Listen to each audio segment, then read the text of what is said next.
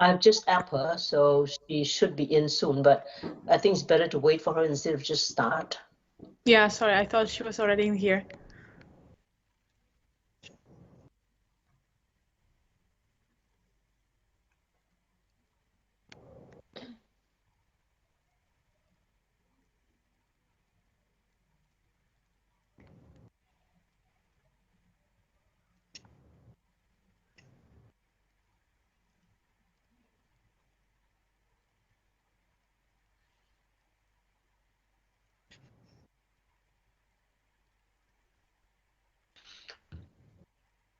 Carol's mentioned that she has issues with Teams, so let's see what's going to happen, okay?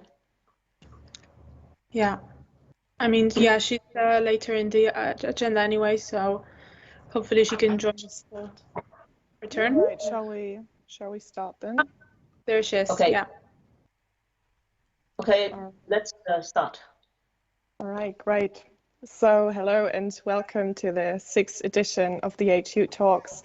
This year with the topic transformation in the post-lockdown era, and organized by the HU Honors community. And we are very happy that you all are here, and we are very excited for this upcoming event. I'm Nele Andresen, and I'm a 4th-year international business student from Germany, and I will be the host of this evening. And I'm very excited to get this opportunity in my final year, and once again being here. Moreover, I would also like to introduce you to Serena. You probably already heard her. And she's a 2nd-year fast track student, and she will host a panel session later this evening. So the transformation in the post-lockdown era is our main topic, and we will have divided it into 5 subtopics, which are what are recruiters looking for, expectations of employers and employees, organizational transformation, the role and importance of governance, and how to be a startup in this period. So when we're thinking about the last years of the HUTalks, if you've seen it, what makes this HUTalk so special? Well, maybe we actually have 6 speakers this year for the 5 topics this time. However, we will not do a Q&A this time after each topic, but rather we're doing, as I already said, a panel session at the end. So as an information, the questions, when you have questions, it will be monitored during the event. Just pop them in the chat, feel free. We're more than happy to answer them at the end. And furthermore, please, if you have not already muted yourself, please do so now, but you can definitely turn your camera on. Okay, so we will hear each one of the speakers first after another for 15 to 20 minutes each, and then we round this up with a panel session after we have the closing ceremony.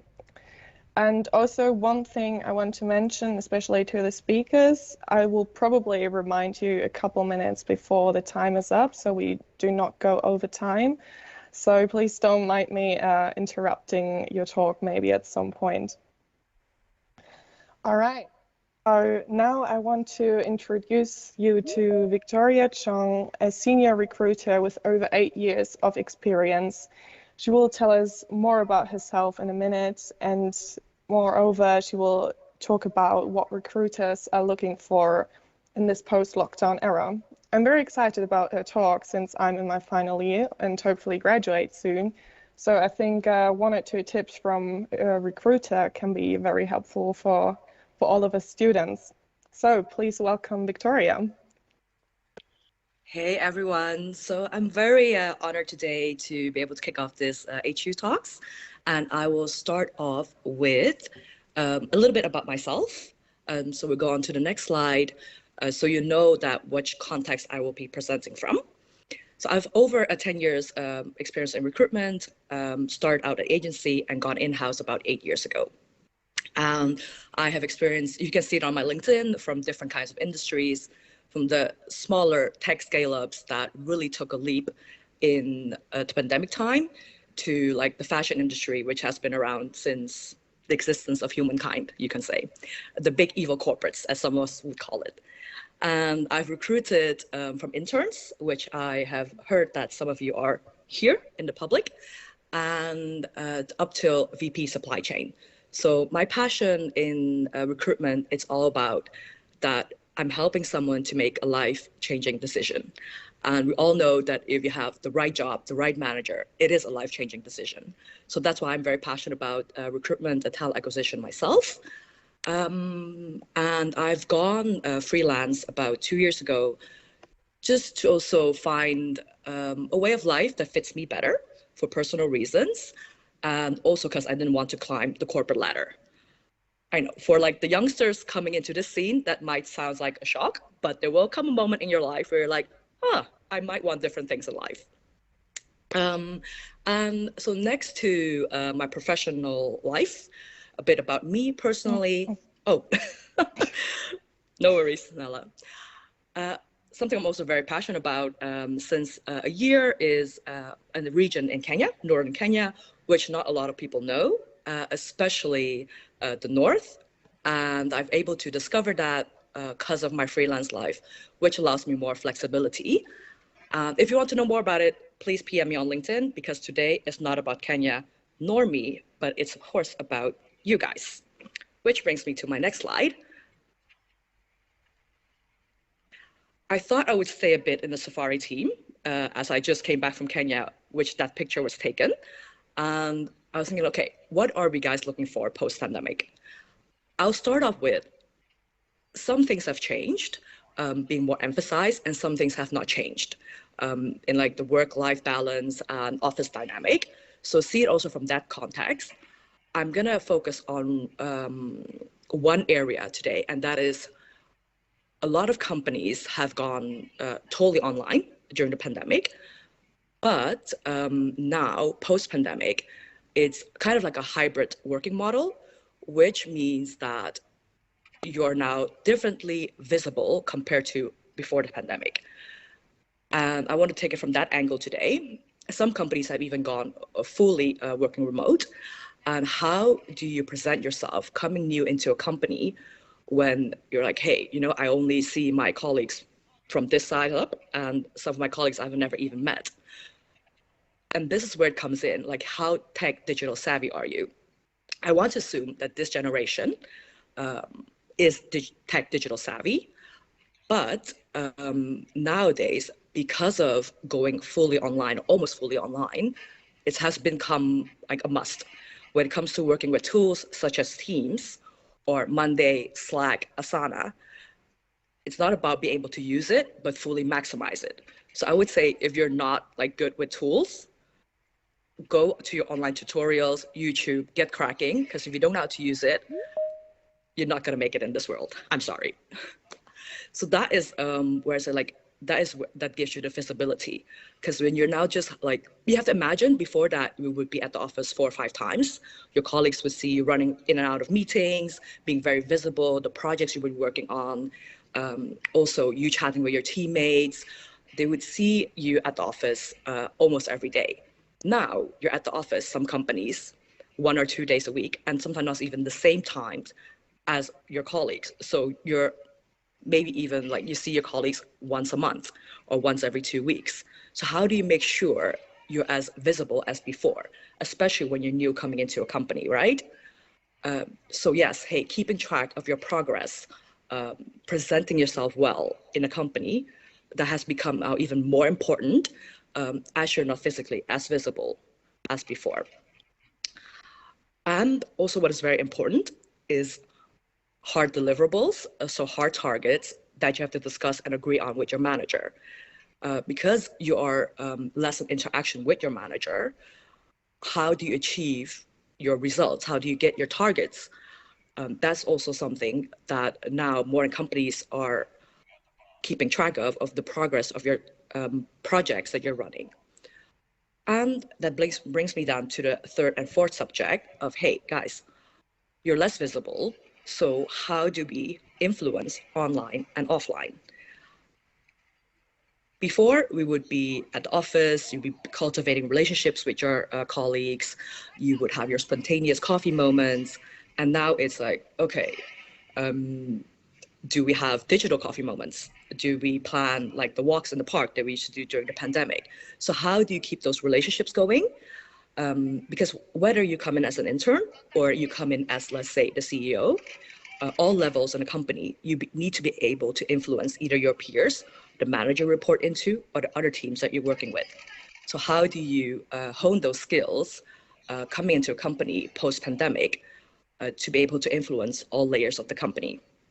And I'm also thinking, okay, each and every one of the students sitting here today has different skill set, right? You all have your own strengths and weaknesses. So you have to see from that part, hey, where do I have to adapt? What do I need to learn when coming new into a company? How to influence online and offline? Because it is very different as we miss a lot of cues when we're online versus being able to see your peers in the office or the managers that you work with. I'm sure a lot of us has experienced like a lot of technical difficulties. Your Wi-Fi is not working or your video is not working. So like, I'll even talk about that we're missing a lot of body language cues. Then bring it to the last point of communication. Also that part has changed because of due to our less visibility in the office. Before that, you'll be more visible in the office and that would tell your story of how you will achieve results for the project that you're working on, for example. But now we're sitting at our dinner table or sitting at our desk at home. And how do you make sure that you're presenting? I think someone just came in, muted themselves. Thank you. And so it's not about only delivering the results, but also how well am I able to present my results and tell my story on how I achieved my targets or successfully finalizing this project. You have to take your manager and your peers with you on this journey. Before that, a part of that journey was visible in the office. Now it's not. So how are you able to tell people what you're doing, except just coming to, let's say, your team meeting and saying like, this is what I achieved, and everyone's looking at you, you're like, hey, we don't have context. So how do you integrate that context into your story, be able to present yourself well? Because guys, for the ones that want to go into like the corporate world, I'll be very honest with you. One, it is about your skill set and how well like you do your work. But the other part is also how well are you able to present yourself and the work that you did. And that is going to advance you in your career. Cool. Next slide, please. By the way, guys, I don't have time to go deep into every subject. So if any questions afterwards, we can look into that. I also wanted to take a peek into the future or now. That is, hey, what are the areas that are for the students graduating, what could be interesting for you to focus on in your job search? So what everyone I think has not missed is that Amazon did great business during the pandemic. And post-pandemic, that has not changed. What does that mean? Everyone is still used to buying everything, getting it delivered to their doorstep within a day or two. And as this will not change, it only means that it puts a lot of pressure on our supply chain, and that will only continue the next coming years. So any job that's related now to transport, logistic, or supply chain, if that's an area of interest, focus on it, as it will only develop more and more of interest in the future. Won't spend too much time on sustainability because I think that's a no-brainer. Only advice I want to give as a recruiter, I get a lot of people who are interested in sustainability. Figure out your why and your specialism within sustainability when you want to present yourself. Because everyone nowadays think that they're the next Greta. If you don't know who Greta is, Google her. And then last but not least, I know there are some people who are interested in HR in the audience. Well, you're in luck, because if something that post-pandemic, or actually during the pandemic, a lot of companies have realized how essential HR is for a company. And for the first time in history, they're actually more recruiter jobs than tech developer jobs on LinkedIn. Just try it out. And just type in HR jobs only in the Netherlands. It's crazy. So HR, anything that's to do with HR, figure out your area because it's so broad. I would say, yeah, you're one of the, like, in a lucky field to go develop yourself within HR. Next slide, please. Hey guys, okay, so I also want to make it practical because we can talk a lot of talk, but it's also about walking talk, of course. I promised some guys here in the audience today, I'll give you some practical tips as what I encounter when students, graduates, interns approach me, what I'm missing and why I'm sorry, not even looking at your messages. I see people already laughing in the audience. It's true, because you have to imagine, I get loads of LinkedIn messages every day. And we'll pick out the ones that, of course, sparked our interest. Your CV. Guys, don't send me a 2 or 3 pager. It's a CV, not your biography. I don't need to know everything about your life. Sometimes I'm really impressed that people are able to, when they just graduate, they send me a 3-pager and I have a director sending me a 1-pager. That's quite impressive, students. So make it concise, make it relevant. That's the best tip I can give you about your CV. There are courses online where you can dive deeper into. Furthermore, I always say, we're a recruiter, not your life coach. I cannot help you figure out what kind of job would fit you best if you don't know yourself. What are the things that you're good at? What do you still need to develop? What are your areas of interest? And what is something that really will not make you happy in a job? So go figure it out and come tell us. Yeah, that's the best that I can give you. And when it comes to LinkedIn invites, guys, some of you have also sent me a LinkedIn invite and I was like, who the heck is this person? So, there's a way to personalize your invite. You don't have to tell me also your whole life story. Just say, hey, we're doing this chat next week. I would like to connect. That I know who you are.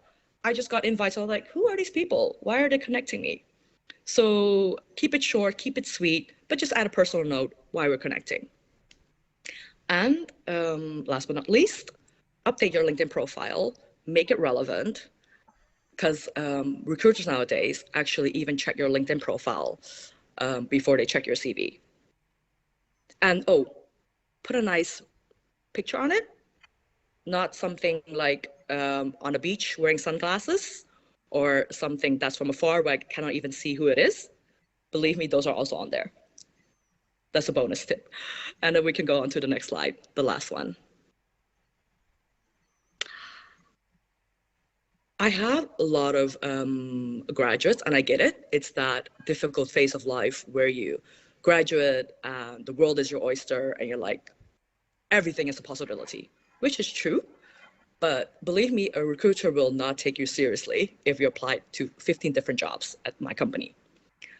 So, figure out, except for like, hey, what a company wants is also what you want, what you're good at, and what you want to develop in your career, and then come talk to us. Because in the end, you need to find a company that also value you for who you are, and not only because of what they are looking for.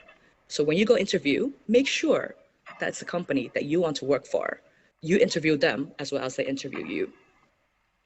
And that's the last words I want to leave you with. And I think I finished just on time, Nella.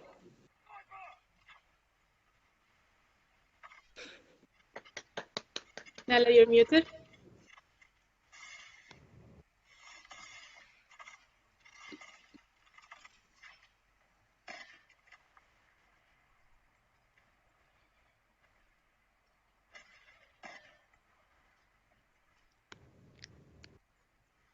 Nella, can you hear me? You're muted. I think Nella has some technical difficulties or not. No, I think she's just muted, but Yeah, I didn't realize I was muted. I'm sorry. All right. Well, thank you for your amazing presentation, Victoria. Finally, yeah, we're perfectly with the time. And with that, I already want to introduce you to our next speakers, Sam Neo and Estelim. Sam is a tough leader in HR and a cultural and societal innovator who's always looking to create shared value. And he's currently the founder of 3 startups, which his latest is StoryBuddy, which is a storytelling platform that seeks to change the way of communicating by storytelling. Esther is a brand manager of StoryBuddy, and with a background in filmmaking and a huge passion for helping people finding their voice to tell their stories. They will talk about expectations of employees and employers. So please welcome Sam, Neo, and Esther Lim. Thanks a lot, Nelly. Thank you. So first and foremost, right, I'd like to thank Liwi for inviting me for the session itself. And I didn't know this is the 6th episode, 6th installation, which means, right, I've taken part in 33% of your sessions so far. So thanks a lot for inviting me 2 years in a row. I think what I took away from last year was that, it was quite a practical session that I shared, right? I had some slides, some practical tips, and I think people enjoyed it. But since, right, this year's topics around transformation, the post-lockdown era, I thought I'm going to transform my approach a little bit, even though it worked really well last year. So I think typically we talk about how if it ain't broken, don't fix it. But since it didn't it was working, I thought let's try something new, experiment in this post-COVID era in a sense. I'd like to first and foremost send Esther's regret because she fell sick, so I'll be taking this alone. Originally, the plan, so there won't be any slides, just a heads up. The original plan was going to be something like a Saturday Night Live, like a Wednesday Night Live for your case itself, right? Where we're having a dialogue, having a bit of chat, and for you guys to enjoy the session, to learn some tips in that conversation. But since it's going to be more like a monologue today, I'm hoping that you guys can be involved to help me along the way. Can I get some reaction, please, for that? Is it okay? Can I get some involvement later? All right? Okay. So what I'll do, right, for today's session is to share a bit about, from an employer's point of view, right, how has things changed, right, in terms of the experience of employers? So if you're thinking of starting out on your own, right, this will be quite useful.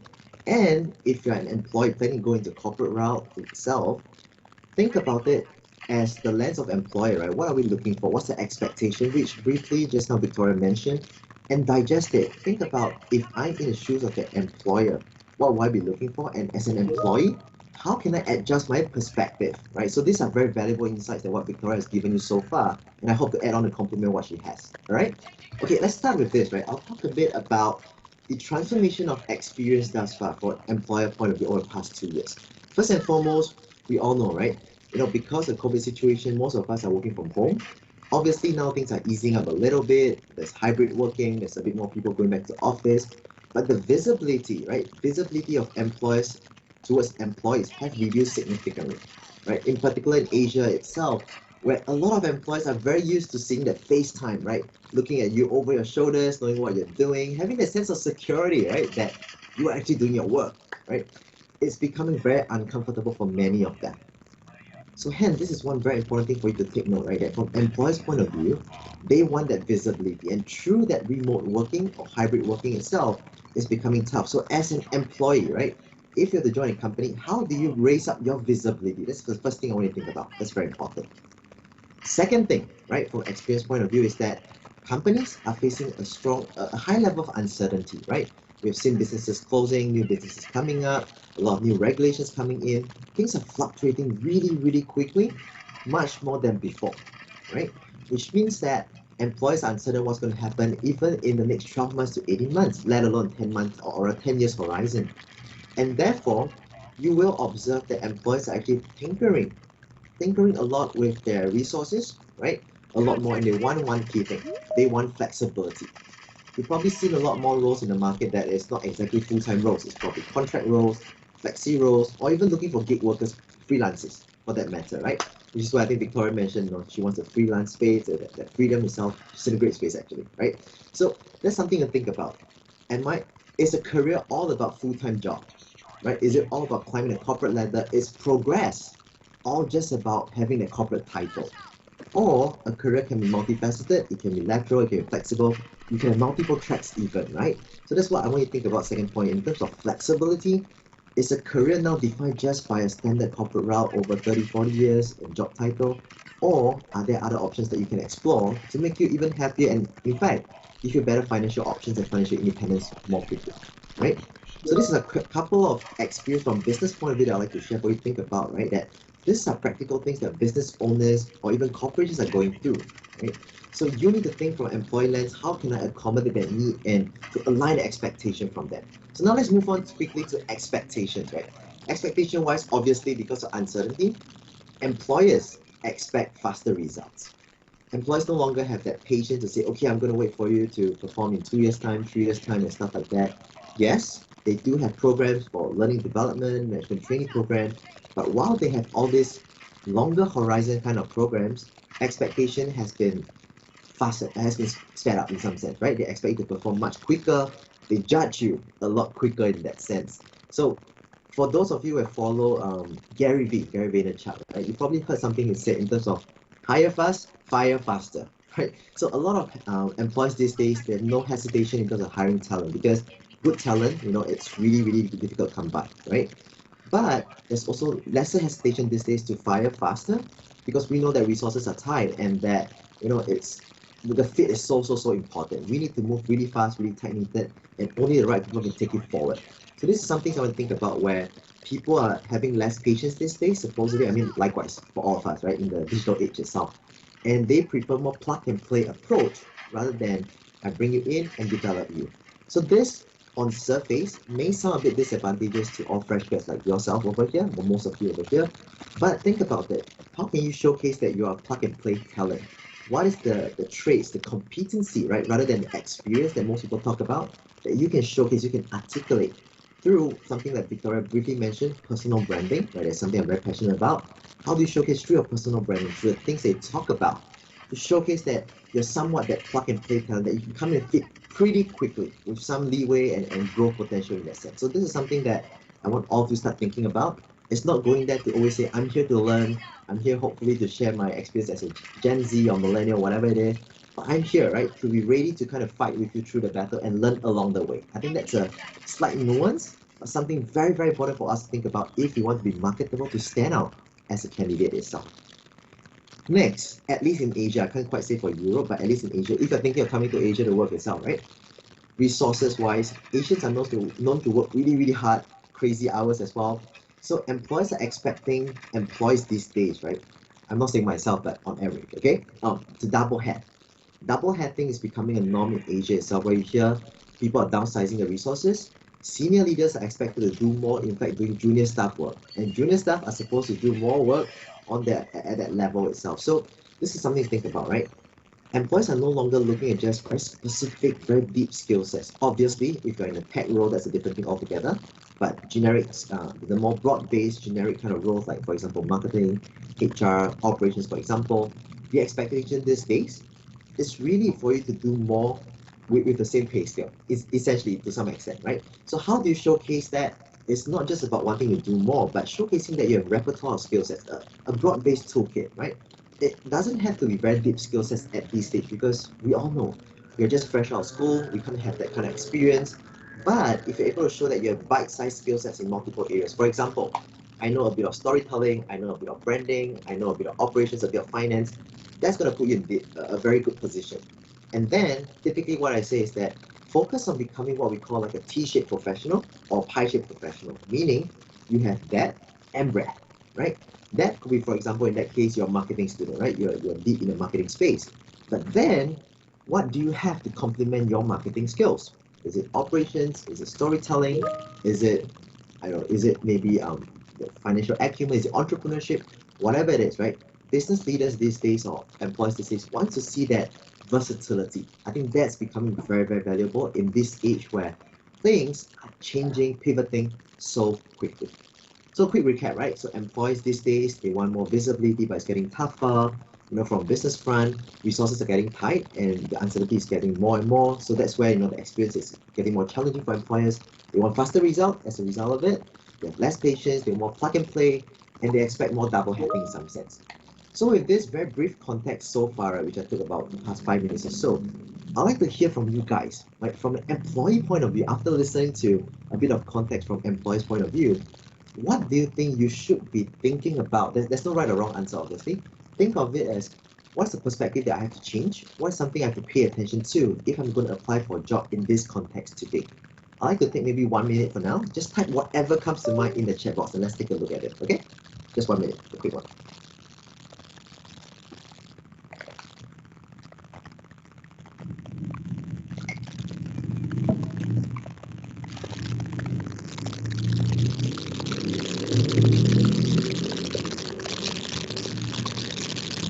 So while we're typing in the inputs, I can quickly answer Lily's question, even though it's supposed to be a no Q&A session. It's okay. So she's asking about how should students consider to change their mindsets based on what you said, the bite-sized rule step. I think, right, talking to people outside of your comfort zone, outside of your network, is actually a good way to get started. Right? I think very often we focus a lot on talking to people at our same level of fellow students or fellow entrepreneurs, but we get blindsided by that fixed mindset within that group itself, right? So what's important is to really open your mind by talking to people in different groups. So for example, talk to entrepreneurs, talk to people outside of your field, let's say your marketing, talk to HR people, talk to operations people, understand a little bit, right? Different phase of life, different roles, what the thinking are, and that gives you a good insight in terms of what's actually happening and what perhaps you could draw reference from in your own roles. So hopefully that answers the question itself. Yeah. Okay, can I get some inputs, please? What do you guys think, right? In terms of what you need to think about based on the context I shared. That will help me a lot in terms of moving forward to the next part. Like I said, there's no right or wrong answer. I just want us to think a little bit about it. Okay, let's see. Back in the days, it was only your CV application. Now it's about behavior, all right? Skills, knowledge, interests, company and job you're applying for. Okay, thanks a lot. Anyone else? So yes, I think let's think beyond our CV, right? I think that's important. But what essentially, employers are looking for is really what you can bring on the table, right? I mean, you can write so much on the CV, but are you showcasing the value you can bring on the table? Are you establishing that trust, right? If I look at your CV today, if I meet you today, do I trust that you can deliver the job, right? Because like I said, the risk level is getting higher from employer point of view. We want to minimize our risk. We want to ensure that the person we bring in has a high chance of succeeding. So to that point, I think it's important to say that it's beyond just your CV and your application list, which is true, but showcasing how can you deliver value right at the onset if possible, and then showing the trust that what you said can be ideally delivered. I think it's very important.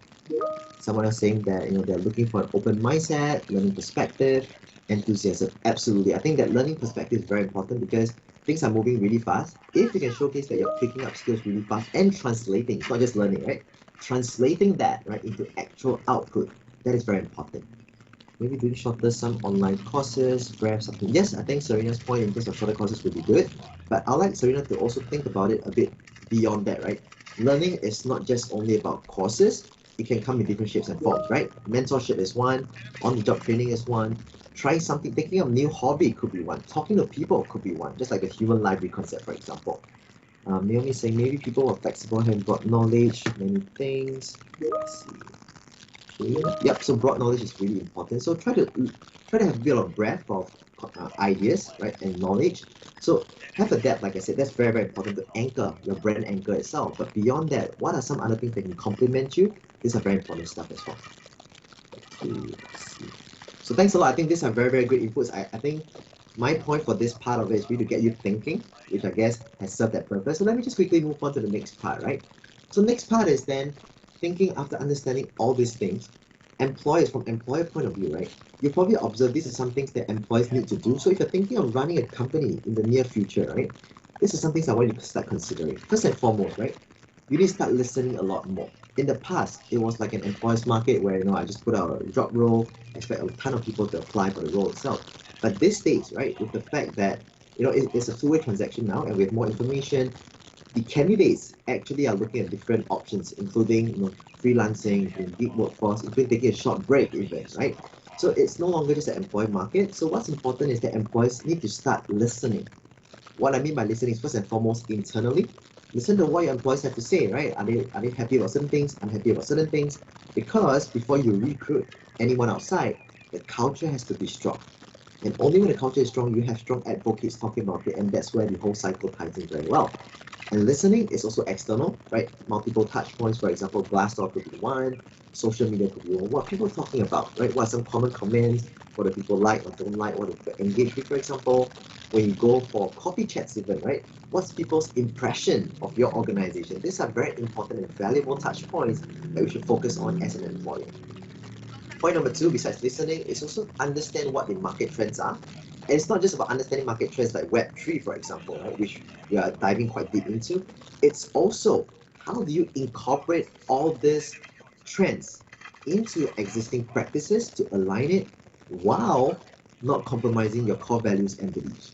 I think a lot of people, employees out there, are focusing a lot on the next trend, right? What's important, Web3, Metaverse, NFTs, but a lot of them focus so much on that they lose themselves.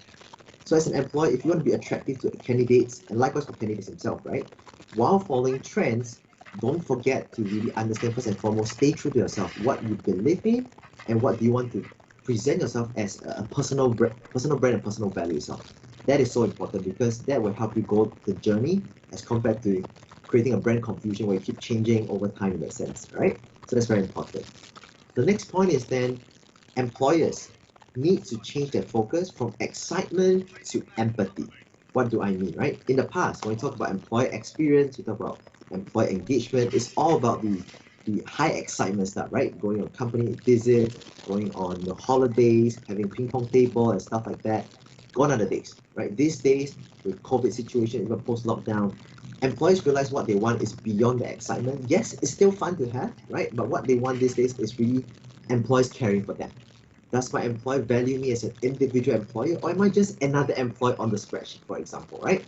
And is there a caring culture in the company, or is it just a performance culture where it's about hitting my KPI, hitting ROI, and I'm just another piece to achieve that goal and not valued as an individual person? So focus has shifted from excitement to empathy, and that's something that we need to think about, right? Even from an employee point of view, right? Think of how you can add in the empathy part of it and not just about the excitement, because that would gel in very well and build into the culture that employees are trying to shape these days. The next point, something that I emphasize a lot on, which is employer branding. Employer branding has obviously multi facets to it, but I'll just cover a few key ones, right? So first and foremost, employees need to consider what I call the moments that matter. What do I mean? When you look at the employee life cycle, right? Whether it's from recruitment to the point where you join, to the point where you leave, all the micro touch points itself, right? All these are moments that employers can make a difference. Imagine this, right? If you join a company, just reflect back on your internship experience, right? The point where you go for an interview, that's one touch point. How the recruiter speaks with you or speaks to you affects your emotions, affects how you feel about the company for one, right?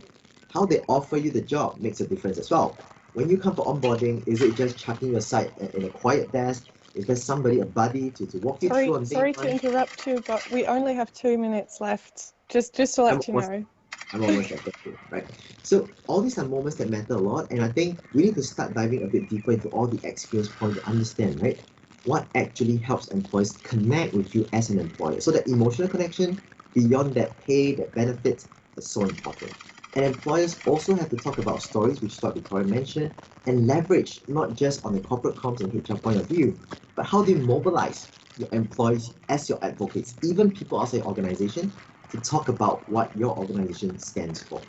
And finally, the last point of advocate is that leaders have to step up. You probably realize that leadership at a leadership level, they're taking more effort to brand themselves on social media and LinkedIn in particular, because they realize that they are an important part of the organization, important influence in terms of recruitment, retention, and part of the branding itself. So hopefully all this context sharing, right, gives you a bit of insights in terms of what employees are looking for, how things are changing a little bit. And if you're starting a company, these are things you should pay attention to. And if you're applying for a job, how do you align your perspective and your positioning to ensure that you fit in nicely like a jigsaw puzzle, to ensure that you have the highest chance and best chance to become the candidate of choice. So with that, I'll end my session for now and wishing you all the best. Thank you so much. Thank you, Sam. That was great. Maybe we could also discuss what the people have wrote in the chat later in the panel session. And a quick reminder, you can always pop a question in there. We are more than happy to answer them later.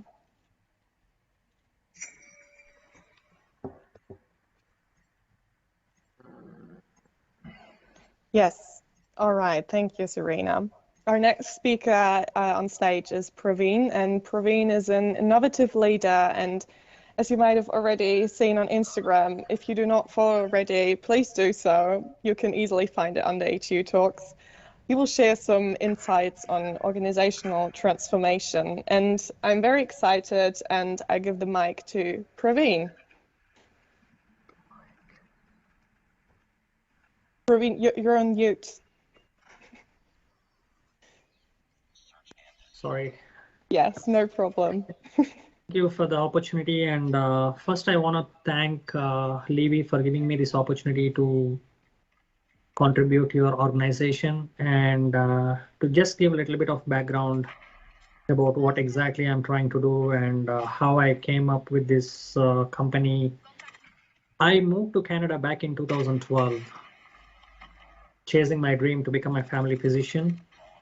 And I was a registered nurse back home. And when I came to Canada back in 2012, I had to go through the nursing program all over again in Canada in order to practice nursing. But what happened was, while I was doing my clinical placements as a student nurse in one of the hospitals here, I realized that whatever is being taught in schools is not being practiced in real life.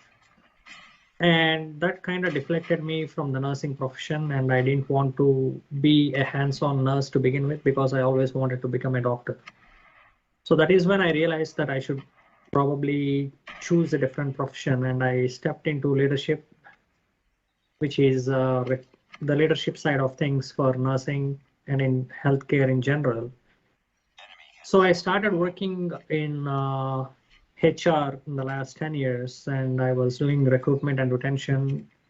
And during these 10 years, I have realized I have identified so many problems in healthcare.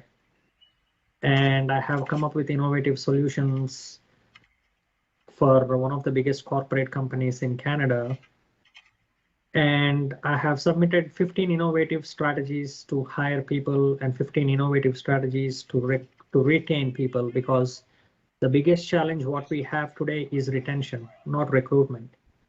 If you post a job, you're going to get 10 applicants in the next 10 minutes. But the thing is, most organizations are struggling to retain these people. So that is when I have come up with an innovative solution to address the healthcare staffing shortages across Canada, not just in one hospital or one organization. And I reached out to the government of Canada, and I have submitted a healthcare proposal which is looking beyond the borders to seek help from other countries. So right now the burnout rates are sitting at 68% here in Canada, especially in healthcare.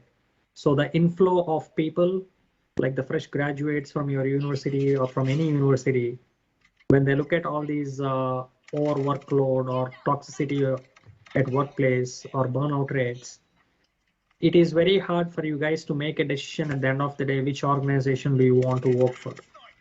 And for people who are just choosing to get into medicine or to get into nursing, you might be terrified by looking at how the healthcare is crumbling each day. So due to this particular factor, I have decided that we should look beyond the borders to bring people and give opportunities to people from countries like Philippines, India, South Africa, Zimbabwe, Zambia. There are many hundreds and thousands of physicians and nurses who don't have dignity of labor in those countries, and they pretty much make like $300 or $400 for their entire month's work. So whenever I visited my family back home in India, I have people approaching me, asking me for an opportunity to come to Canada or US to work in healthcare, even as the most basic job. So that is how I have started this company, and I'm the CEO of Alpine Recruitment and Retention Solutions. And what we are exactly doing is trying to cover the shortage first place to begin with, and then we are trying to address the healthcare staffing shortages both in Canada as well as in US. And I'm also getting a lot of calls from Australia, UK, and Germany. So we are also launching an innovative HR platform, which is going to take health human resources to a whole new level. Because as I said, in Western countries, what we have is most refugees and international students and immigrants who come here have difficulties with credentialing and verification. And it's a huge process of 2 to 3 years. So the solutions what we have come up with and what we are discussing with the government of Canada at this point. And it's funny that I have collaborated with a tech company from Netherlands, and you guys are from Netherlands. So we have collaborated with companies from Netherlands, UK, and from British Columbia, Canada. And we are integrating blockchain technology with AI.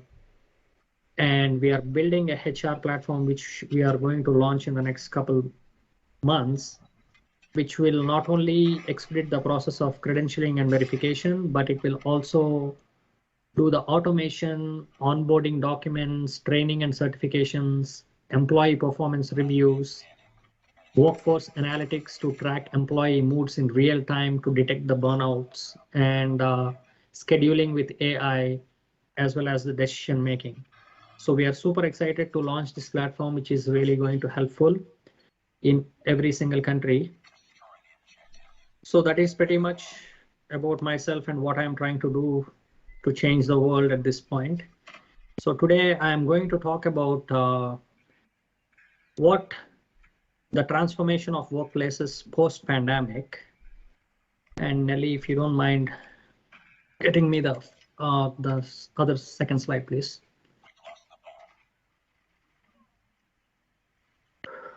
Can you please go to the next slide?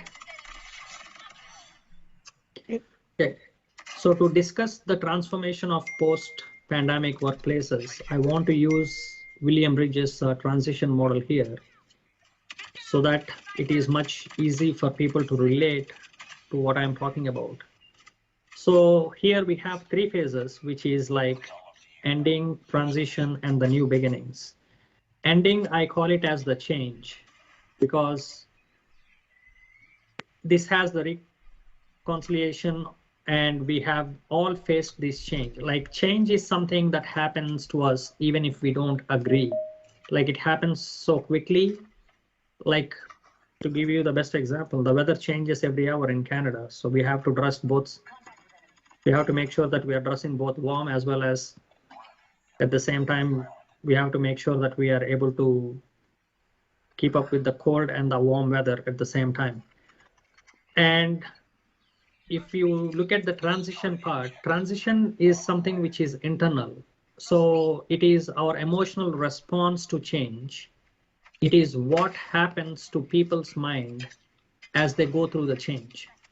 So this varies from person to person, the way how we respond and react.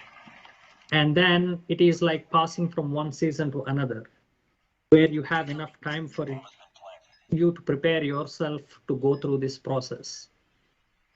So the last one is the new beginnings, which is the transformation.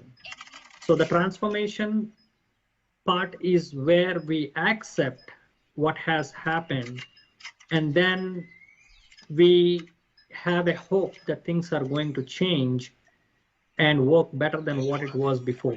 And this is where people are very curious, enthusiastic, and they try to recommit to what they're going to do going forward in their careers. So now the post-transformation of workplace pretty much is going to look like, Nelly, can you please go to the next slide, please?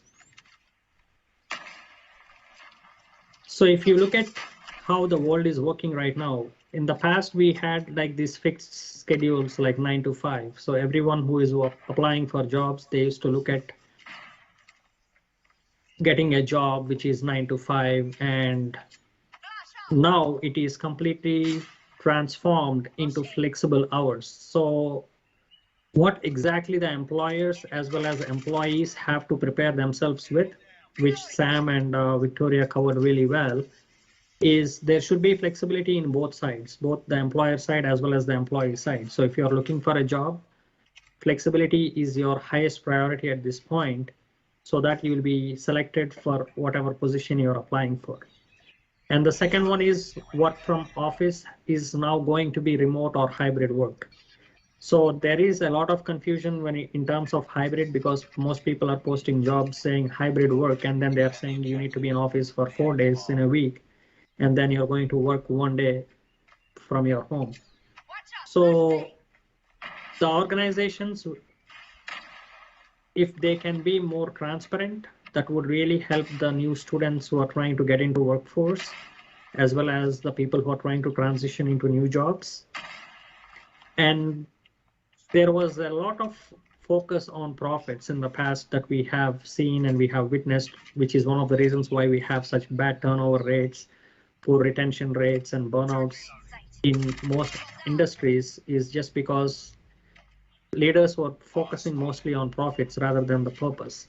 So now that is going to switch after this pandemic, because now people are very passionate and they have realized their value. So once someone realizes their value and their worth, what happens is they are not going to accept anything that is not up to their standard anymore. So this is going to be a fine balance between both employers as well as employees, where everybody who is coming into the workforce at this point, like fresh graduates, as Victoria mentioned, you guys need to know what is your why and what exactly you want to do in your life. Because as you look at my life, I'm a nurse and I'm going to be a doctor soon.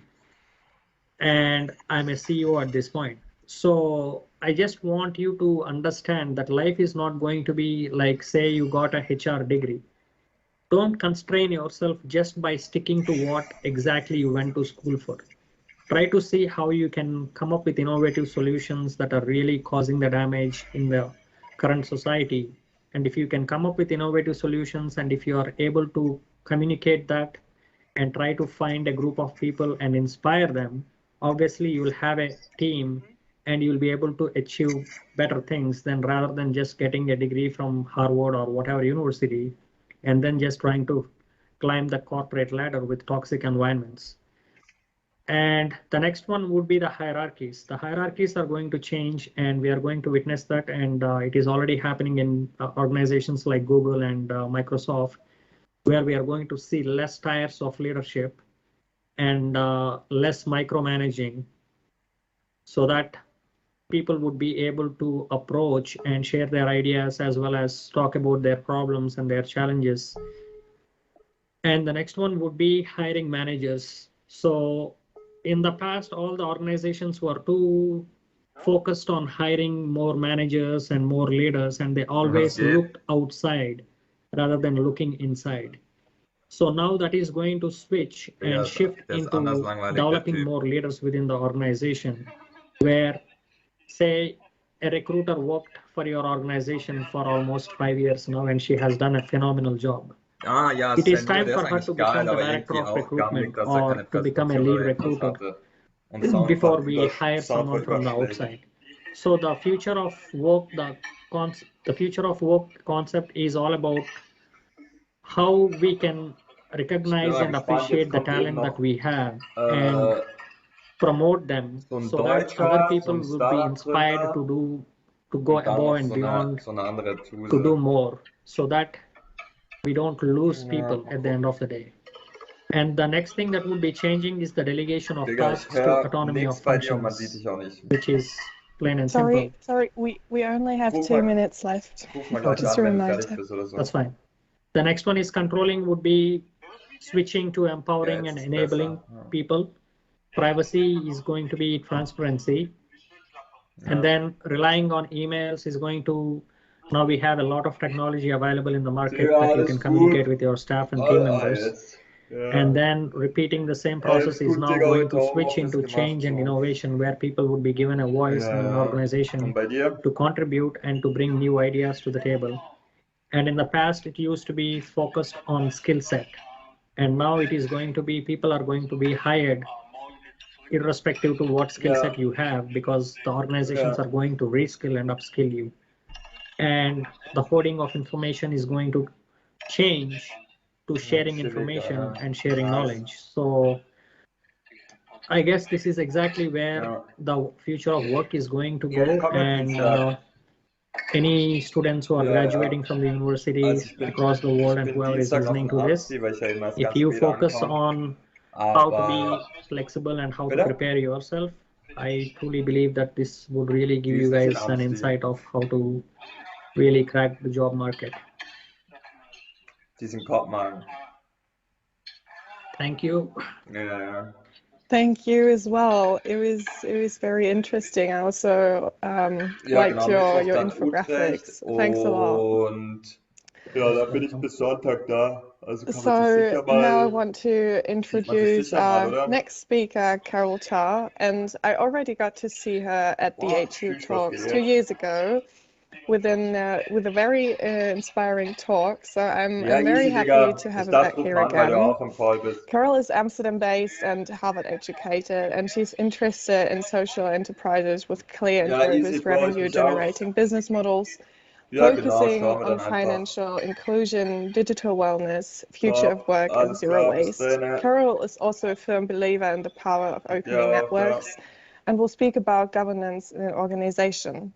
Please welcome Carol Cha. The floor is yours.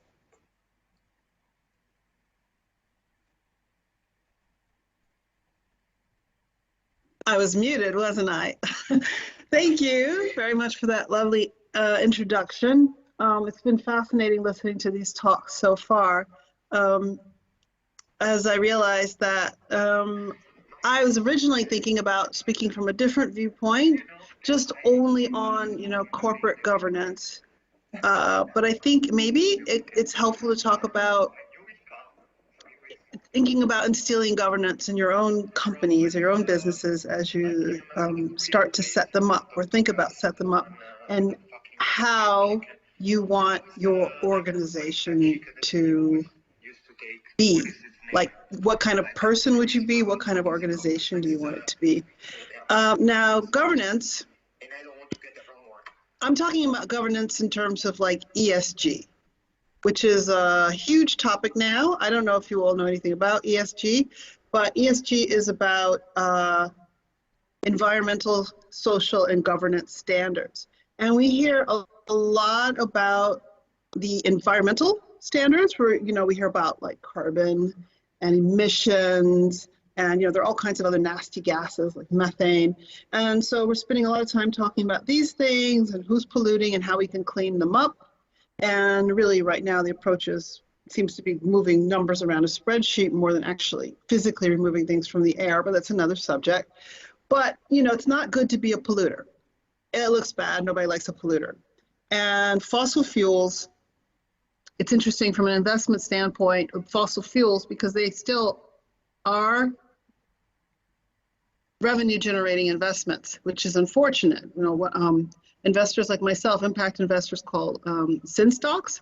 But for all of us that eschew purchasing and involving with environmental polluters, we give up having a vote on how they behave. So there's a movement towards activist shareholding and such in dealing with environmental standards violators. But there's the S for ESG, the social. And I think we hear about that, how companies interact with the people around them and what their general effect is socially. But today I want to talk about governance because I realized in my own studies looking further into ESG and sustainable finance, most people don't seem to understand what the governance part is, the G. And this is an interesting element in the standards as we talk about them, especially as the ESG standards moves up and becomes more important. Now, governance, we think there's an old expression, an English maxim that says the fish rots from the head. And that's kind of important because you think about the corporate culture you want to put into place. Like I said, what kind of person do you want to be? What kind of business do you want to be? So I'm looking at cases like, Better.com, which has now not a great reputation because they fired so many people in a group online saying, if you're at this meeting, you no longer work here, and then just dismiss them like that. And that hit the press, and that was bad.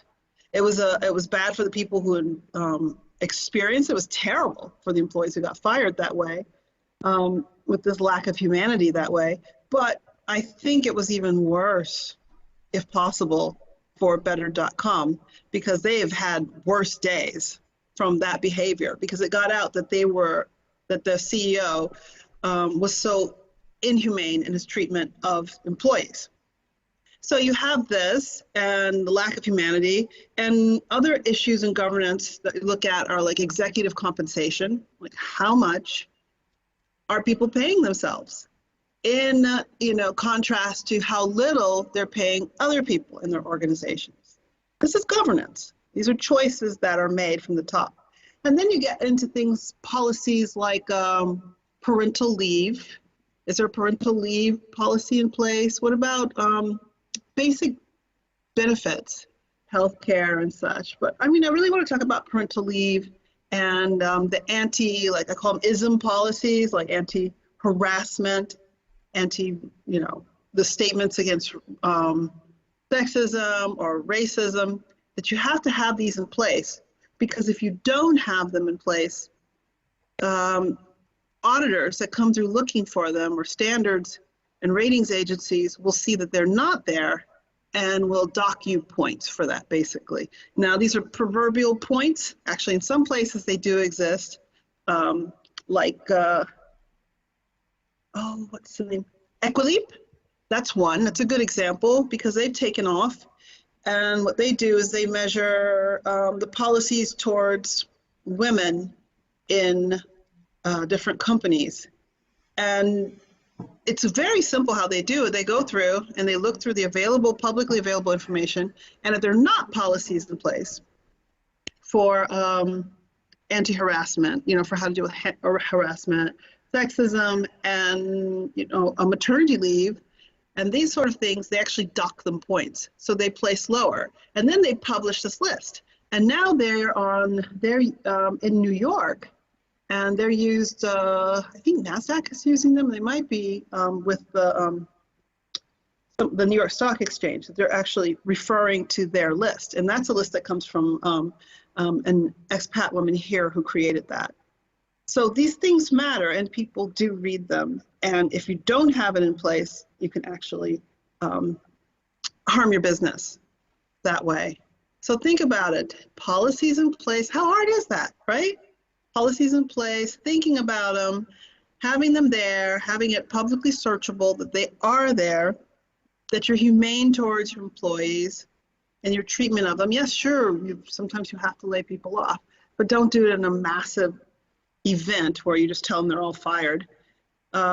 Addressing issues like benefits, parental leave. I think about Amazon right now, Amazon.com, and what kind of press they're getting. And I have to say, from a governance standpoint, from an ESG standpoint, it seems to me that their greatest problem now has to do with governance and how employees are treated, or how employees feel that they're treated. And this whole issue with unionization and trying to prevent unionization. But you read these stories about how employees in that last mile, with the vans and such, that they have no facilities, they have no restroom facilities. And so they've taken to urinating in bottles because they can't go to the restroom because the facilities don't exist, and there's not a break in their schedule that would allow them to do that. And you think, the humanity, what about giving people dignity and allowing them to just fulfill these human functions of going to the toilet? And these are issues, and also how there's lack of, how they're timed and measured constantly, and it's just such a high stress environment with a high churn rate, a high turnover rate. This does not look good for Amazon, honestly. And you think, well, why does it matter? Because scandals, bad press, things like this can affect the value of your company. I know that a lot of the rating spots for standard measuring agencies such as Bloomberg and SDI and Morningstar and all of these, numerous ones, they have their own metrics that they use, as their secret sauce. They don't all measure the same way. They say, oh, we have this special way of rating ESG for these companies. But a lot of the governance bots scrape headlines and go through the press And if you have a bad story, especially about an executive behaving badly, or if you have, like, say, the employees walking out or quitting, or, you know, this fight for unionization, and that's constantly in the headlines, this will affect your rating that you get from these different agencies. And these ratings, ESG has been kind of, you know, finger to the wind. Not really standardized at the moment, but this is changing because we're moving towards a system of auditing standards. And it's going to be, because we have ESG washing, the same way we have greenwashing and impact washing, which means you can just say anything and it sounds good and it looks good. But now it's becoming viewed as lying to your investors or misrepresenting yourself. So we're getting more serious auditing standards, and they're starting to be implemented across the whole platform, entire portfolios. For example, Blackstone, which is the largest asset manager in the world, now is implementing ESG standards across their entire portfolio. What this means still remains to be seen. It's a new announcement from maybe 2-3 months ago, because, you know, some of their behaviors may be considered questionable by some, but they say they're implementing it across their entire portfolio. So that is something to think about, because that means all the companies that they invest in, everyone they do business with, will then have to have ESG policies and stay in place. And that means the governance has to be in place, which means, again, things like executive compensation. And think about the bad press and the scandals, because that all affects your ratings. So as we move towards this uniform auditing standard that's, you know, going to be required more and more across all portfolios, is it meaningful or isn't it? And this is sort of a big argument for ESG. Is it all fluff? Well, as I said before, we're going to move towards, you know, auditing standards where it's going to be a line. It's going to be a line that goes on the spreadsheets. So is it meaningful to investors? As an investor, I can tell you it depends on what kind of investor you are. I tend towards impact, and I work with a lot of organizations that do mission-driven impact. I have advised them. And this might be, you know, pension companies related to maybe large churches. When I was doing the research for this, I interviewed everyone from, you know, from the Church of England to Buddhist monks to rabbis to nuns, because nuns have a lot of investment right now. That they have a lot of money to invest because of the selling their hospitals and schools and such. And they're active investors, and they don't want, a lot of these mission-driven ones and faith-based investors do not want to have thin stocks. They want to have their portfolios aligned with their values. So, like I said, won't touch fossil fuels, so they're divesting from large companies like Exxon and British Petroleum because they can't make that work in their head. There's too much disconnect between what they value and stewardship of the planet and trying to make the place better, and emissions and tar sands and causing more pollution. There's an imbalance there. So if they also see it with executive compensation, I know that they will go in and correct that. They will go in and correct something that they feel is way off, there's an imbalance. But you have investors who may then we have divest 2 from minutes you. left again. Sorry. Oh, I went longer than I thought. Great. Okay, then you have public perception. Like we said, whether they want to buy, like whether somebody wants to order from Amazon or not. And then you get your non-tangibles like your brand. What's your brand worth if you have this poor reputation associated with it? And more dealing with what we're talking about today is attracting talent. Would you want to work at a company like, say, Better.com, known for just mass layoffs online, or Amazon, where you have to urinate in a bottle in a truck? Maybe not you in your corporate job, but you know they treat people like that. I mean, these are things to keep in mind. And it comes back to governance and how you want people to perceive you, what kind of person you want to be, and what kind of organization you want to develop. Thank you. Thank you as well, Carol. It was again very interesting. And now I want to introduce, unfortunately, our last speaker, which is Stan. And he's the co-founder of Mammally, which is manufacturing dietary supplements for dogs. And he's also an alumnus of the HU, so welcome back. He will provide us with insights into how to be a startup in the post-lockdown era. So please welcome Stan. Yes, thank you very much. I will need a little bit of little preparation time because I have a little presentation for you guys. And double check how to present it here actually. You should have a little button next to the mic button, which is called share. There we go. HU. Perfect. You probably see my screen, right? Yes. Perfect. Cool. Yeah. Thank you very much for having me.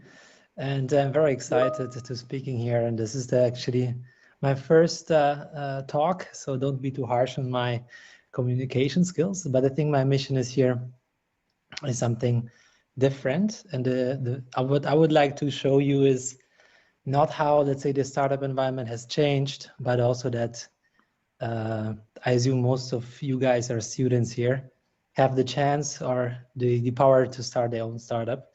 So the way I structured it basically is the following. So I have a little bit of an update, let's say, of the environment when it comes to post-COVID times, especially when it comes to funding, because I think it's a very important macroeconomic trend in startups basically.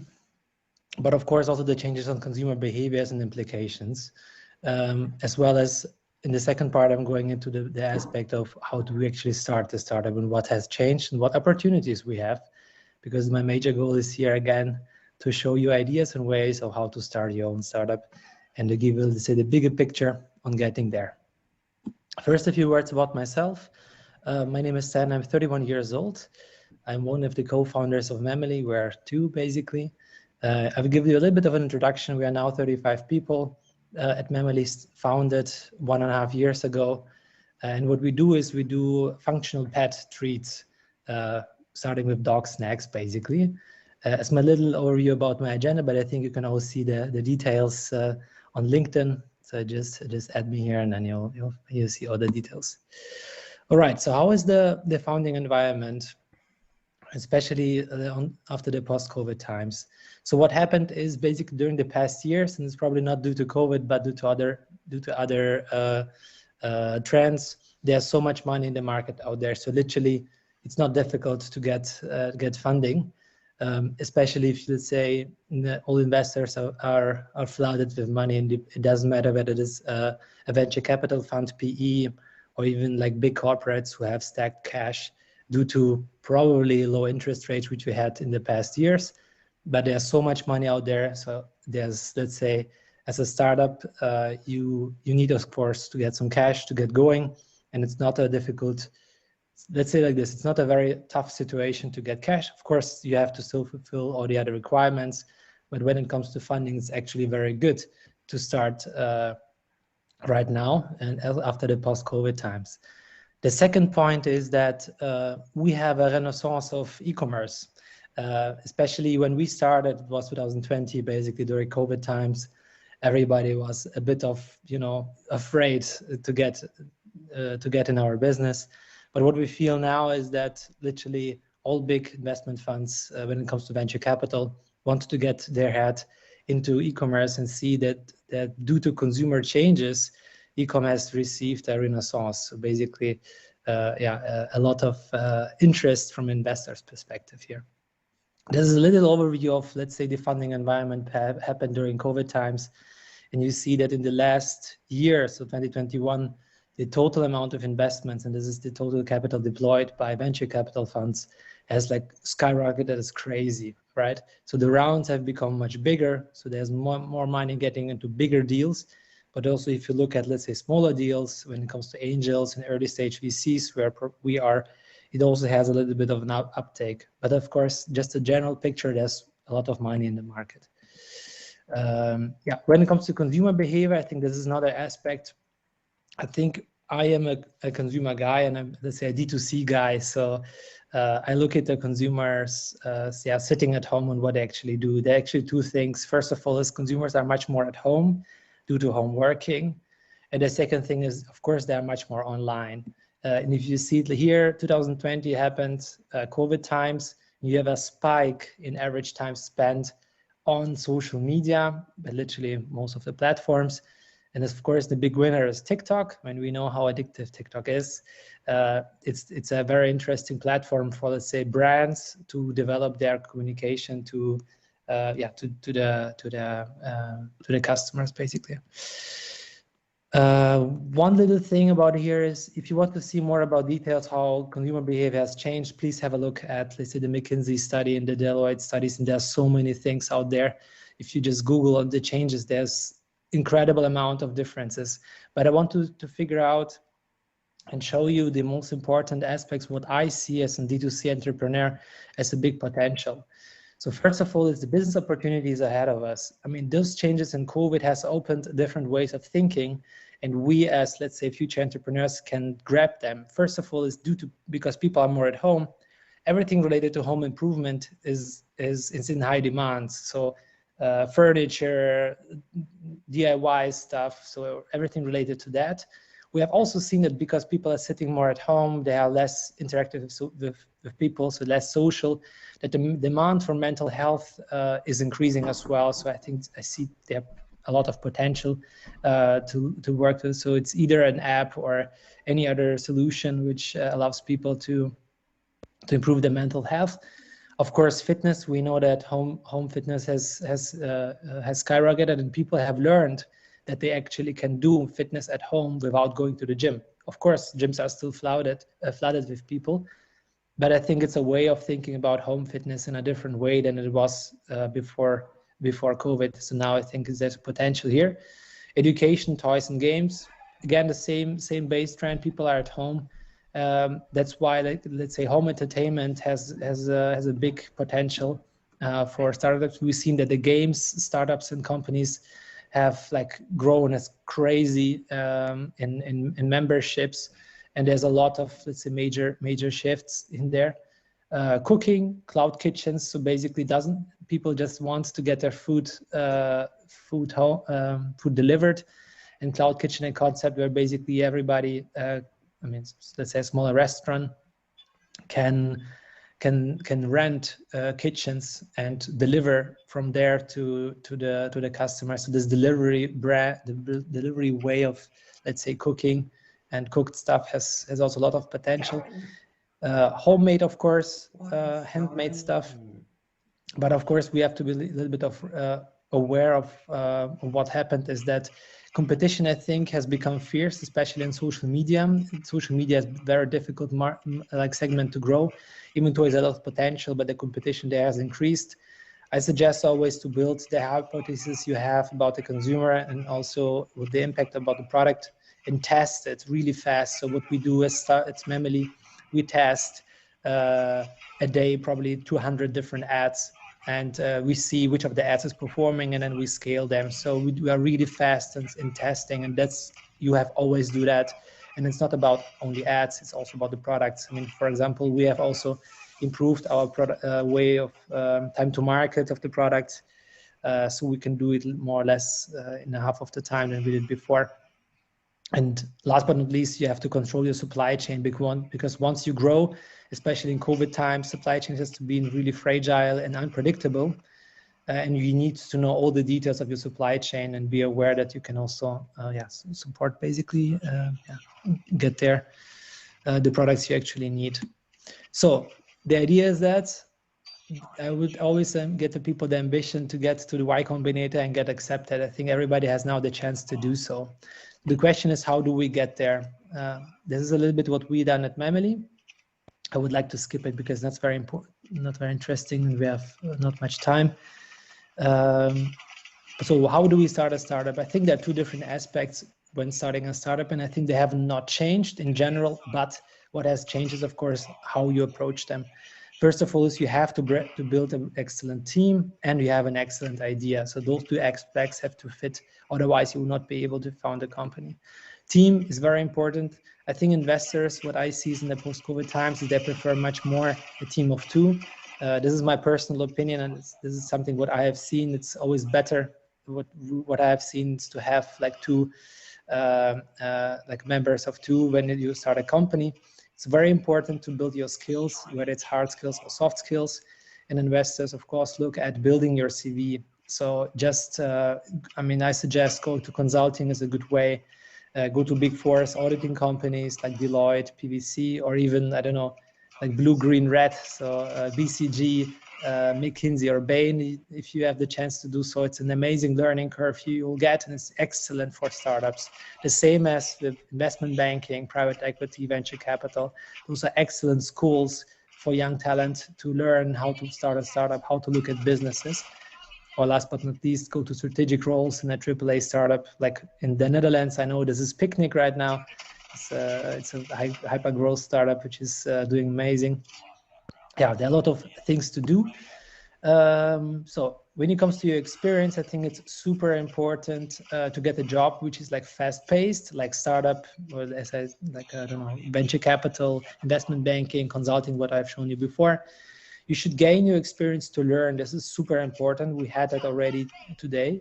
And what it means for me is that you just need to read a lot about the hypothesis you have about the market and about the startup idea you potentially have, and test them, test to your customers. So you try out your own stuff and understand how your idea would actually fit to the customer. So learning fast and testing it is like, I think, the most important here. So the question is always, you need to ask yourself, why should investors give you money? It's always better if you have a trusted relationship with them. So start early, making your connection. We had already right now in the talks that networking is super important. And I always kind of just underline that it's super important to build a relationship with people who are going to fund you maybe later on. Right, the idea. I've put some stuff together where I think, this is my personal opinion, and please tell me some of your ideas, how you think about it. And what I've seen in my past 2 years as a startup founder is that there's certain hard facts you should definitely follow, otherwise it will be super difficult to found a company. And there are some soft things you have to do in order to reach it. The hard fact is, if it's a market below 1 billion in total addressable market in one region, so in your region, for us, for example, it is the German region, then you should drop it because it's too small. Investors would be afraid that you can't scale. For example, pet food is about 1.5 billion in Germany, and this is just enough to have a validity to be there and to be an actual growing startup. Second of all, is if there's already a competitive player who's 1 year ahead of you, just forget it. You will not be able to catch him up because he has to fuck up really bad for you to reach him. Second, or actually the third point is your MVP. If your MVP it takes you too long to develop it, I personally would drop it because the risk for me that the market changes is too high, especially now in the high-paced environment. Of course, to be honest, I mean, I was a student when I founded a company. If your idea is too big for probably, I mean, I don't know, but probably if some of you guys are also students, and most of you probably are, and your ideas to go to Mars or whatever, like super huge ideas, you will not be able to handle it because we have here to be realistic. Even Elon Musk, who's now going to Mars with his rockets, he started developing video games in the beginning, and he was a little child or like teenager when he started doing that. So you have to start with something small, which has potential. The fourth point or the fifth point is actually, if you can't size it, just drop it. I mean, we are all analytical people here, and we need to understand what we're actually in. If you can't put a number on it, whether it's a size or a problem volume or whatever it is, don't do it, because you will not be able to develop an actual product. Customer will never buy it if you don't know what you actually are selling. Super important here. So when it comes to soft things, I would like to underline that it's super important. Just a little reminder about the time. We're nearly there. I'm about to finish it, actually. Thank you. So soft thing is you have to read, of course, just to summarize it. You build your hypotheses and test them. Ask your questions to your users a lot. And well, it's always a little bit of luck along the way. It's super important, let's say, to get people around you who might help and support you. But in the end, it's like often business successes are luck, to be honest. But I think, yeah, with the proper work, like we also get worked on. Yeah, good analytical skills, super important, of course. Discipline, and not like last but not least, you need to have a goal which you actually want to do, and it has to be like really grabbable for you, basically. Yeah, just to point to the idea and execution. So ideas are worth nothing unless they're executed. They'll just be a multiplier maybe if you have already something, but in the end, the execution is worth millions. Yeah. So how have we done it? So this is the analytical part. We started off after work, like from 8 p.m. until 12 at night, basically working at the concept after hours. We did in the weekends and getting basically a lot of coffee to get the concept around. It took us about half a year until we actually get the first funding. We started off doing it really fast because we built up our relationship with some people who believed in us. But anyway, still it took us like a half a year to get actual funding to be enough that it actually, yeah, that we can actually buy stuff and invest in building the company. So where are we standing now? Memely has been launched in April 2020. We're now 35 people plus. I think now actually 40. We're doing about $1 million plus revenue, so good to 7 figures plus. We're growing about 20 to 30% per month. And we are now about 100,000 customers acquired with our dog snacks. Of course, we're super active on Instagram and Facebook. And last but not least, we've been invested by a company, by an investment fund in autumn last year, which is an investment of 3 million, which is for us like super big. But I believe, I mean, everybody, let's say with the right mindset and right feeling for the market, you can get a startup or you can develop a startup and a business idea, which has a lot of scaling potential. Of course, we are just on the brink of just getting into the hyper growth. We're growing really fast, and that's why we're hiring, right? So if you guys want to do an internship or go into full-time positions, we have a lot of positions for business people. And yeah, if you have any questions, just shoot me on LinkedIn. Here's my LinkedIn ID, or just an email to me, stan@memely.de. And I would be very happy to assist you with all your questions related to starting a startup, or if you have any questions related to post-COVID times, would be very, very happy helping you out here. Thank you, Stan. That was great. Thank you for this amazing input. And with that, I also want to give a virtual applause to all our 6 speakers. It was very, very inspiring. And yeah, so now we're going to listen to the panel discussion. And yeah, so I give the mic to my colleague Serena, yeah, where we discuss all the questions that were asked during the presentations. Thanks, Nella. Yeah, so this is the panel discussion.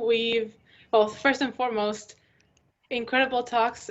Thank you all to all the speakers for sharing all their knowledge. It has been really, really interesting. And yeah, we've gotten quite a few questions throughout the talks that we can answer now. And yeah, I mean, we got questions specifically directed to some people, but if you feel like, yeah, you have another insight or another point of view that you would like to share, this is the moment to do so.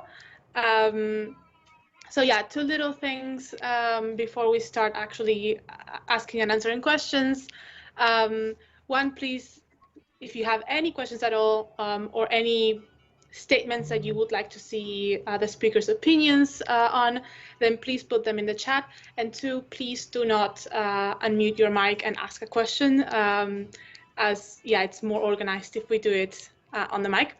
And yeah, sorry to the speakers, but if I'm looking to the side, it's just that I'm reading a question. So yeah, one of the first questions that were asked was actually for Victoria, from Patrick. He asked that more often now we hear a lot that you know, we should tailor our resumes or CVs for ATS systems, or yeah, application tracking systems, and not the actual recruiters themselves. Victoria, what would you say, like, how important is it still to have a nice looking CV or application and not just like a document with the keywords in? I would say your CV is still the most essential part of presenting yourself. And also, like Sam said, you know, it is the storytelling, it is your branding. Although I know there are talks about companies automating the whole process, but what I've experienced up till now talking to my peers, most of the selection still is human work. So I'm still having to look at your CV. So please do not send me a CV full of like keywords. That still would not work. I know companies are talking about it, but we're not there. And I would say between quotes, yet. I don't know we'll ever get there that will be fully automated. Yeah. I hope that answers the question. Yeah, definitely. I mean, maybe Sam could also give his 2 cents on this. I know you also have an HR company. Would you ever have anything like this going on?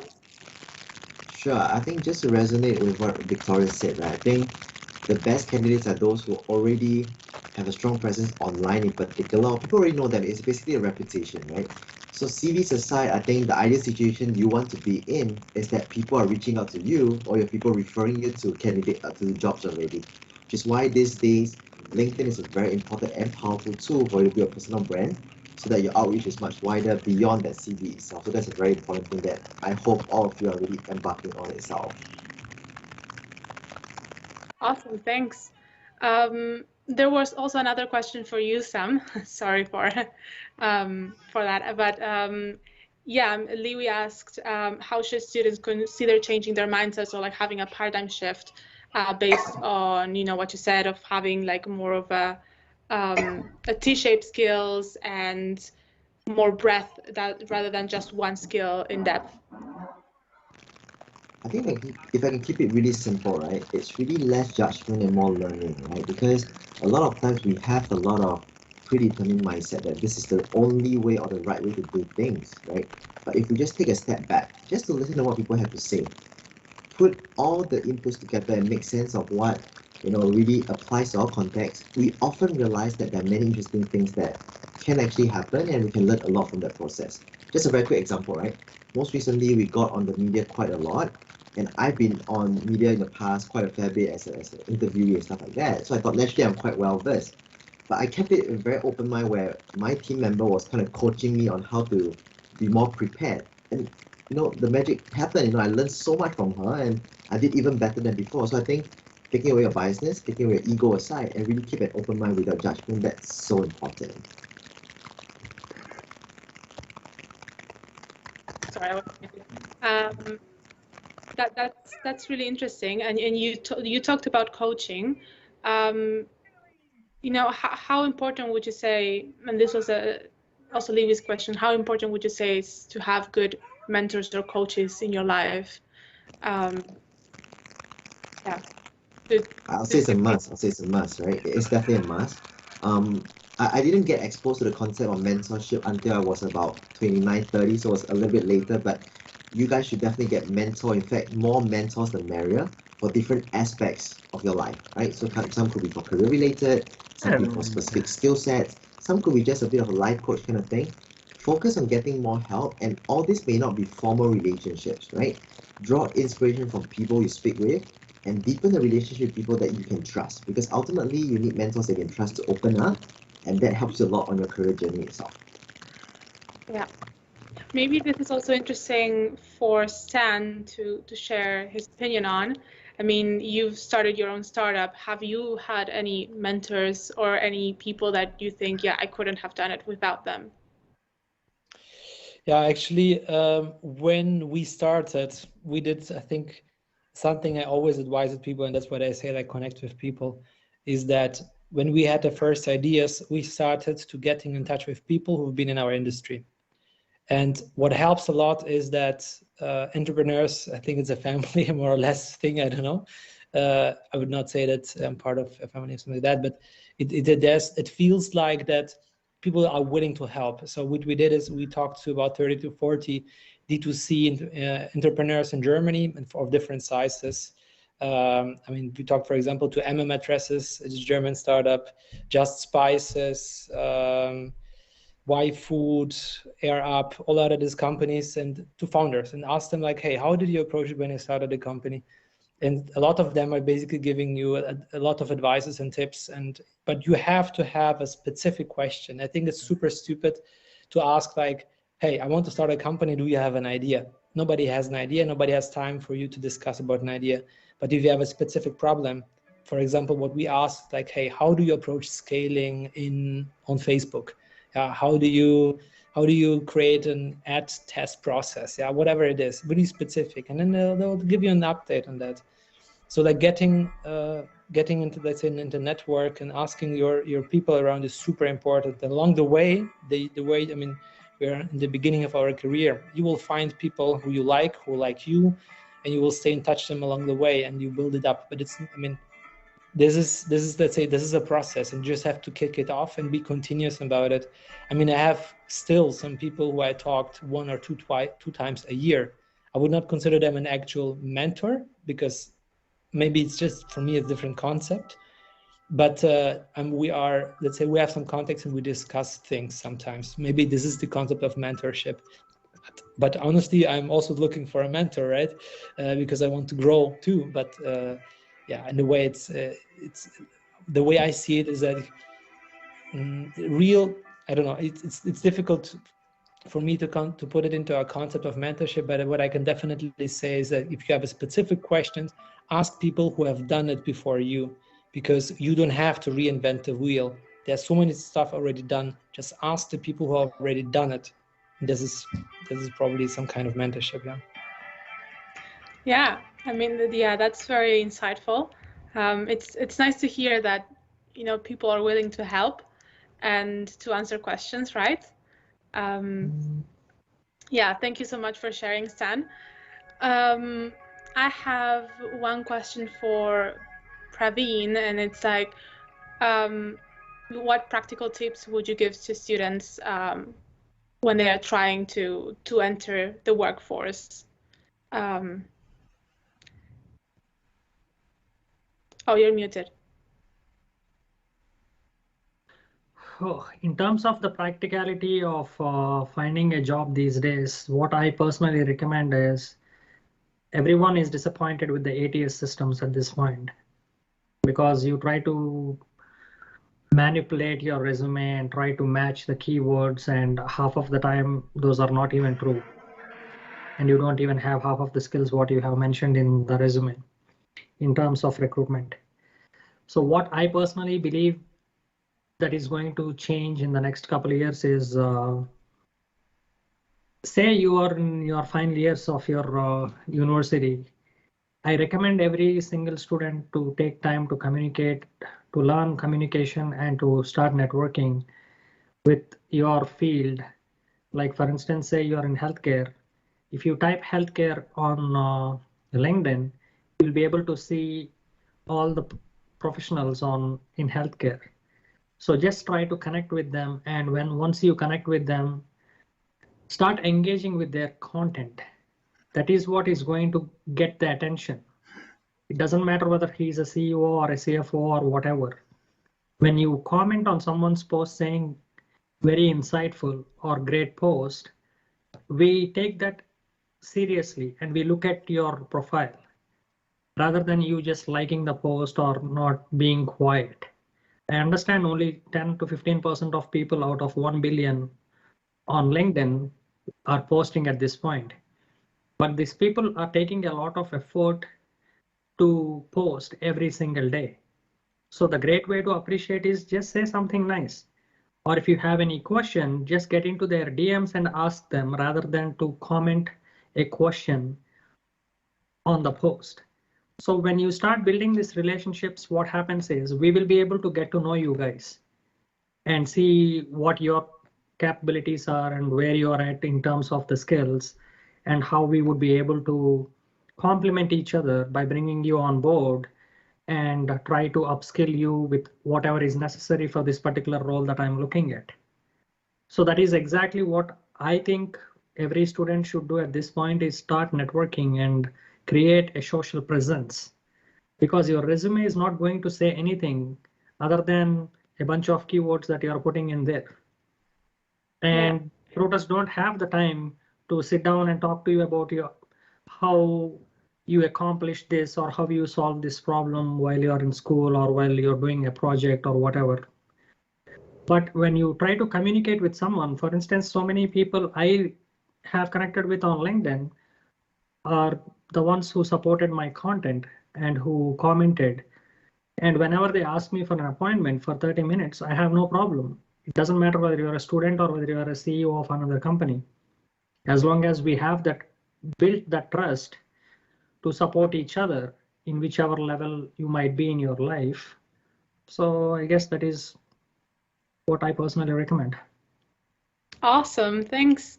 I mean, yeah, it's I think a very practical tip and something that everybody can do, because it's really just, if you're already reading a post, you will have thoughts about it, right? It's just communicating that. Yeah. So yeah, that's great. Thanks. So Carol, I have a question for you actually. That's a question that I posted. So with governance, you talked a lot about, you know, big businesses like Amazon. But what about small to mid-sized businesses? Because obviously they don't have the, you know, the resources, like the money and the time and the employees, as, you know, Amazon has. How could they improve their governance? Well, the easiest time to make the change is when you're small, right? Because corporations are just slow-moving large barges, you know, that have to grind to a stop, and then they have to deliberate, and maybe they change, and it'll be incremental. But, you know, you can move fast and break things, as they say, right? When you're small. And yeah, from the very beginning, think about what kind of company you want to be. That's what I was saying. Not later after the troubles start did you think, oh, it would probably have been better if we'd been that way instead of like this. So I would say think early. Think about these things early. How do you want to be? Like, do you really, you know, how does it look to really take all that money? Someone was just telling me this yesterday about a company they were looking at where executive compensation was a huge problem, that the chief, the CEO was making twice their annual loss. Another annual loss as a salary, you know, and it was ridiculous. I mean, that just doesn't make any sense. And they're I don't know. They're apparently a public company. They have shareholders, and I don't know how long that's going to hold. And we were talking about that because she was also trying to benchmark executive pay for her own company, and she said she took the median, and then she went just a little bit under it. Just a little bit, you know, and she was paying herself out of this too, but so that it wouldn't look greedy, because you don't want to look greedy, right? These things matter ultimately when, you know, investors kind of come through and they start asking you questions, and if you don't want to be judged harshly, and then be humane. Treat your people with humanity. Don't force them to urinate in water bottles. Don't leave them, you know, without childcare. Don't leave them complaining about you and how awful you are on the picket line in front of your business. Let's try to avoid that, because these are all like decisions. These are choices. These are choices that you can make early to be a good employer. Yeah. Yeah. So would you advise, like, for example, if you are starting up a business, or you're working in a business that is a scale up, for example, to already develop a strategy regarding governance? Absolutely. From the very beginning, Mm. think about how, put it into your kind of your charter early on, or with your first employees. Are you going to give them parental leave? Think about it. What about anti-harassment policies? Do you have a statement in place? Just saying that, right? This is not difficult stuff to do. Not at all. And so to move early is actually easiest. Awesome, thank you. welcome. So Nele, I think we are on time, right? So that's all the time that we had, unfortunately. Exactly. I do know that some of the questions weren't answered and that you might have some other questions that you would like to ask. So yeah, if you want to ask any other questions, I think all the speakers here have already mentioned you can contact them on LinkedIn and yeah, ask them questions there if yeah, I haven't got your questions. I'm so sorry. All right. Thank you, Serena. It was very nice. And now we would highly appreciate if you could take 2 minutes to fill out our evaluation form. Just use this QR code, and we value every opinion. It just takes short time.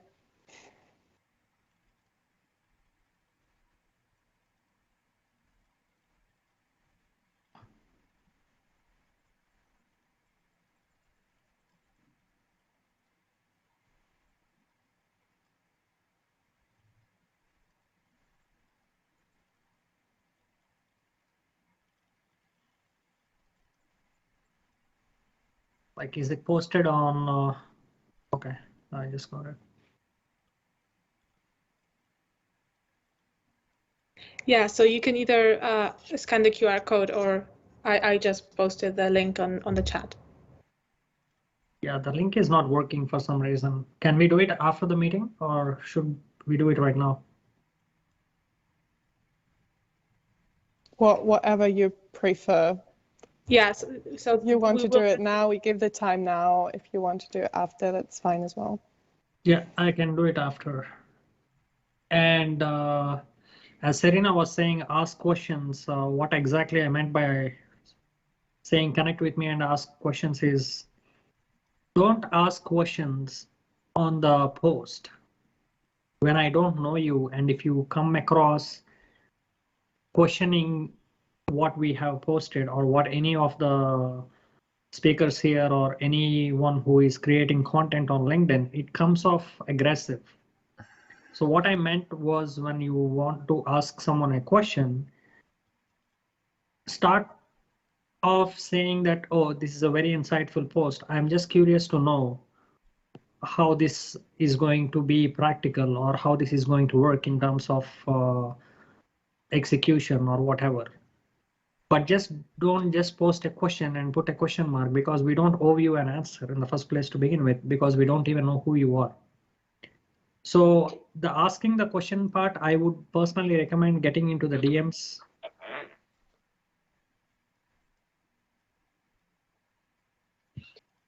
Can I make a comment on that, Praveen? Is Praveen I think frozen? it's yeah. Yeah, I think so. I'm just going to add while he comes back on. I think I absolutely agree with Praveen. A lot of times, especially students and young graduates, they think the whole world owes them something. I hate to say it.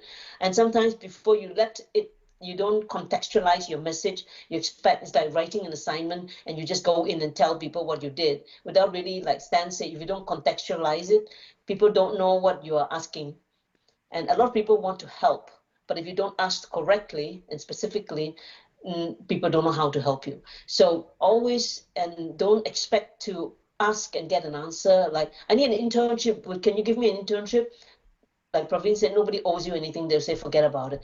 It's always about building interest and showing that you are interested in other people before you can actually have a great connection for networking. And people may even offer you something before you even ask.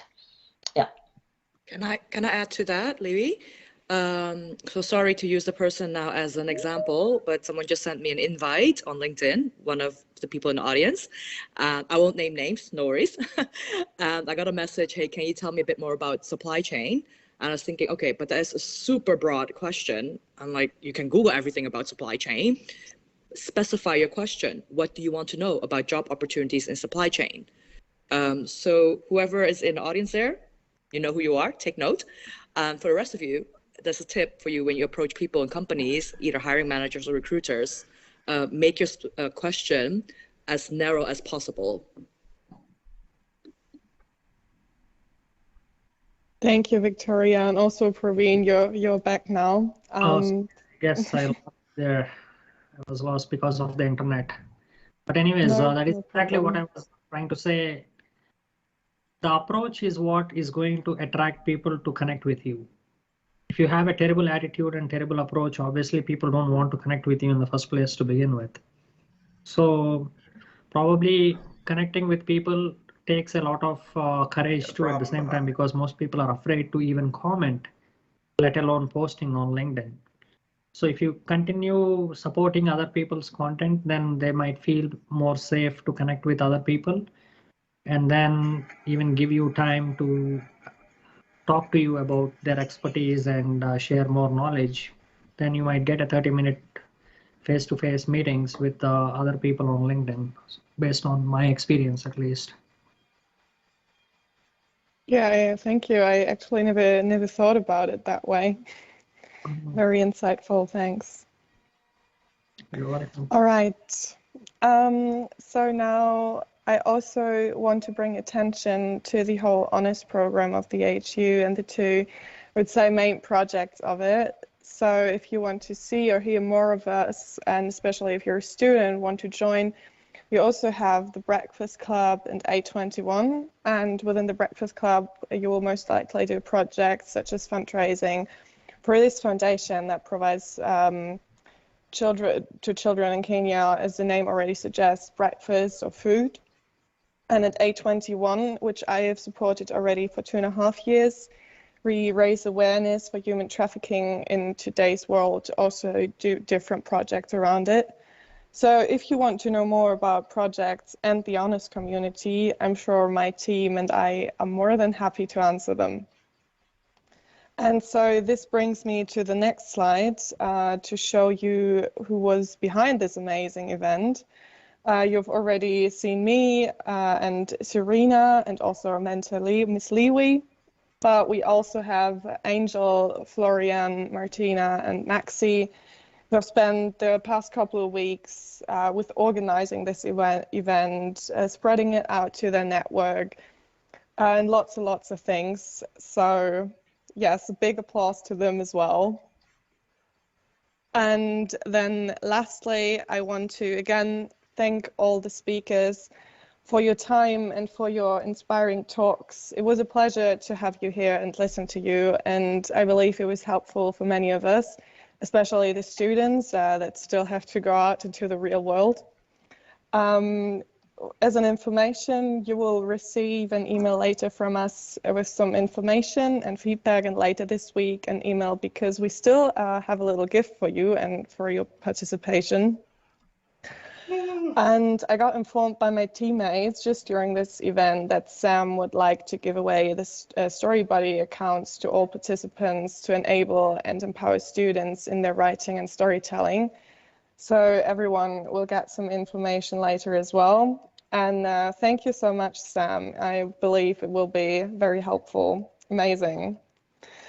So now to close this great and, in my opinion, successful event, I want to thank my teammates for making this possible. As I already said, they have put a lot of hard work into this project within the past weeks, and I'm proud and grateful to getting the opportunity to work with them.